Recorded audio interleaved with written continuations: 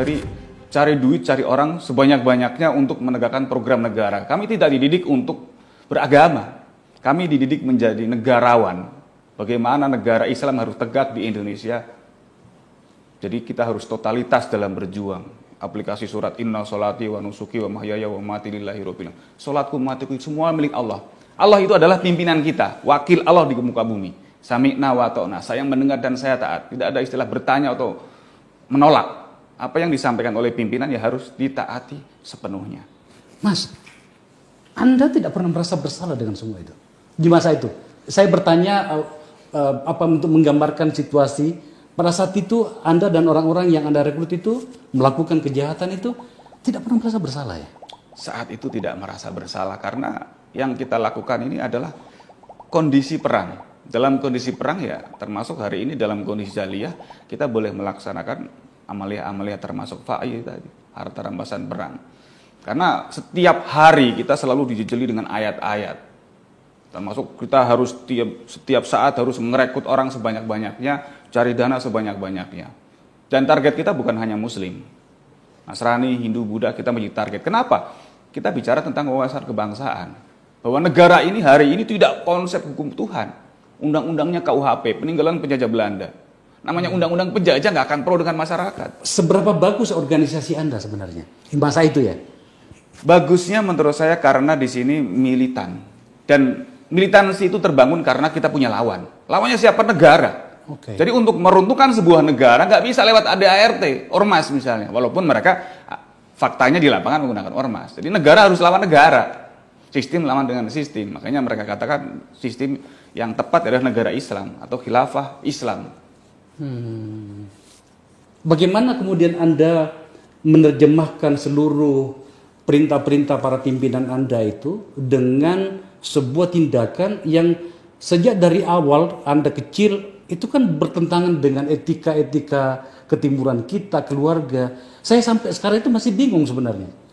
Saya juga bingung. Saya besar di pondok pesantren. Iya. Dan saya pertama kali terlibat itu dulu saya pertama kali ke Jakarta. Saya kebetulan atlet dari Jawa Tengah, pencaksilat. Saya ikut turnamen tanggal 28, tanggal 13 ke Jakarta berencana silaturahmi kepada kawan-kawan.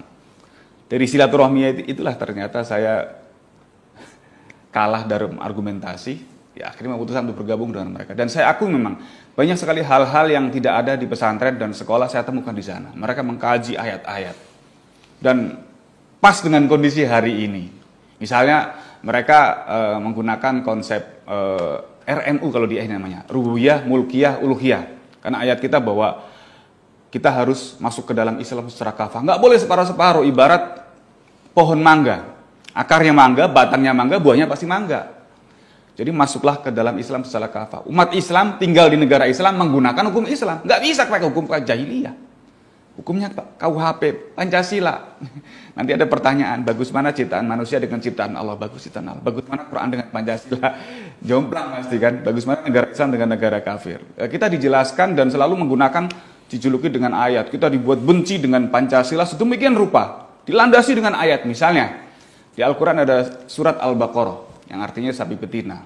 Jadi kita dijelaskan bahwa dalam surat Al-Baqarah itu ada sebuah cerita. Nabi Musa mendapatkan wahyu agar disampaikan kepada umatnya. Supaya umatnya memotong sapi betina. Umatnya bingung, wahai Nabi Musa, sapi yang seperti apa yang harus kami potong?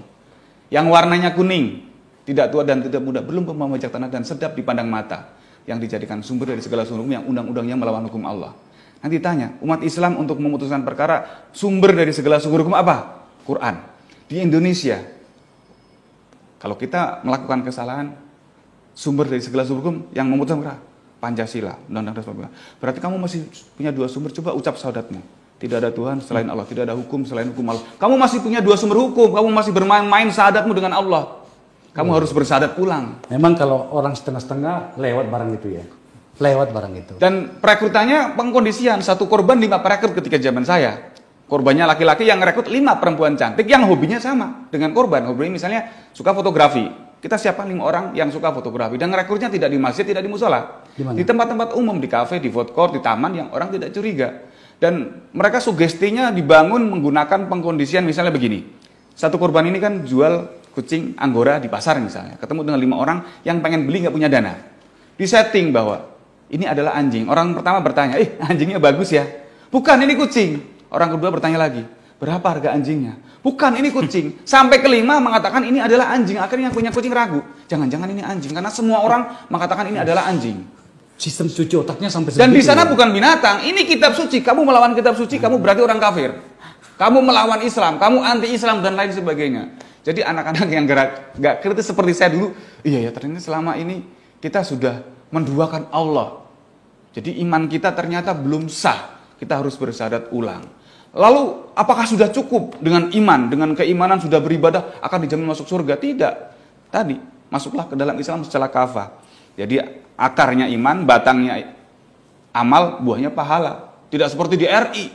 Akarnya nggak ada, batangnya licin, buahnya banyak. Panjat Pinang kalau 17 Agustus. Lambang negara kafir itu. Jadi dicocok logis sedemikian rupa. Jadi kalau kamu hanya beriman, jadi ada sebuah ayat di Al-Quran yang menceritakan orang yang beriman tapi masuk neraka jahanam. Jadi ada perintah hijrah waktu di Mekah Nabi Muhammad untuk ke Yasrib. Ini ada seorang umatnya pada saat itu nggak mau hijrah. Rumahku, usahaku di Mekah, nanti kalau ke Yasrib mau makan apa lah. Orang ini ketika terjadi peperangan, mati di Mekah, masuk neraka jahanam. Dan ayatnya ada, artinya kurang lebih seperti ini. Malaikat bertanya kepada orang ini yang sudah beriman tapi masuk neraka jahanam. Dalam keadaan bagaimana kamu meninggal? Kami adalah orang-orang yang tertindas di negeri Mekah. Kenapa tidak hijrah? Bumi Allah kan luas.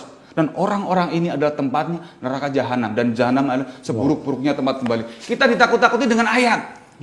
Yuk kita harus hijrah ke sebuah negara baru, karena kalau kita masih belum beriman, belum hijrah, walaupun KTP Islam, walaupun rajin ibadah, kita seperti buah apel misalnya, yang bersih baru dipetik, masuk supermarket itu dibungkus dengan aluminium foil, steril. Tapi apel itu tiba-tiba kita tenteng jatuh ke tempat sampah. Apel yang steril berada di tempat sampah, kira-kira nilainya apel atau sampah? Saya paham sekarang. Setidaknya pada cara berpikir NI ketika Anda masih di sana dulu, apa sih sebenarnya yang mereka pikirkan umat Islam versi Anda pada saat itu? Itu tentang masa depan Islam. Apa pandangan mereka tentang teknologi dan segala macam? Teknologi kita manfaatkan. Okay. Jadi dulu belum ada HP, kita masih pakai pager ya. Jadi 24 jam kita bergerak, kita seperti robot. Tadi konsepnya sami nawatona. Jam 2 malam ketika pimpinan bilang berangkat rapat, semua berangkat.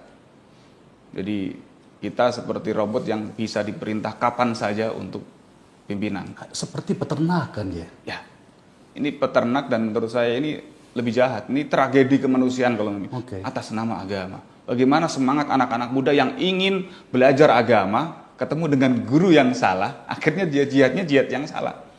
Dan ini masuk tidak pandang sisi pendidikan, usia.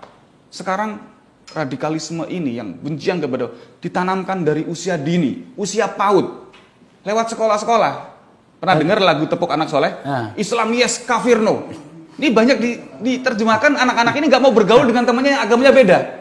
Kan agamanya bukan Islam. Orang Islam nggak boleh berteman sama mereka. Kalau berteman, ayatnya nanti kita serupa dengan mereka. Jadi anak-anak nggak mau bergaul, diajak ke mall, itu mall buatan orang kafir gitu kan. Dan itu terjadi. Artinya apa? Ini seperti kasus LGBT misalnya 10 tahun yang lalu baru di TV-TV, hari ini depan mata. Kita lihat kemarin tayangan-tayangan anak-anak sudah benci kepada negara, ini Pak Jokowi negara ini, togut dan lain sebagainya. Jadi kalau kita biarkan 5 tahun, 10 tahun yang akan datang, kita bisa pecah seperti Suriah.